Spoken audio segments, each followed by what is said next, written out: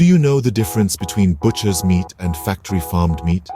Today, we delve into the distinct worlds of these two meat sources, revealing how they differ in sourcing, quality, and ethical considerations. First up, sourcing. Butcher's meat comes from local farms or small-scale producers where animals enjoy natural environments, varied diets, and respectful treatment.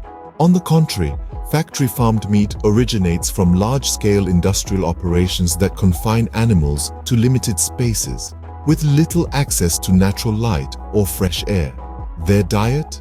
Mainly grains and supplements to speed up growth.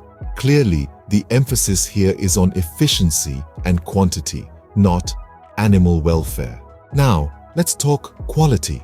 Animals raised in better conditions, like those supplying butcher's meat, yield a superior taste and texture. The meat is flavorful, tender, and succulent.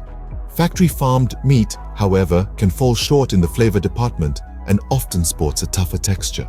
The animals are slaughtered young for efficiency, which means less developed muscles and marbling. Lastly, we consider the ethics. Choosing butcher's meat means supporting local farmers and sustainable agriculture. These farmers usually prioritize animal welfare, giving their animals space, fresh air, and sunlight.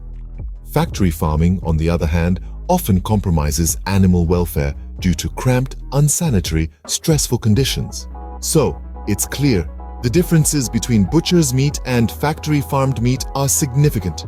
Butcher's meat, sourced from local farms, delivers superior quality and promotes sustainable agriculture. Factory-farmed meat, produced en masse, sacrifices animal welfare and potentially compromises meat quality. By understanding these differences, everyone can make informed choices about the meat they choose to consume based on taste, quality, and ethical considerations. Knowledge is power, after all.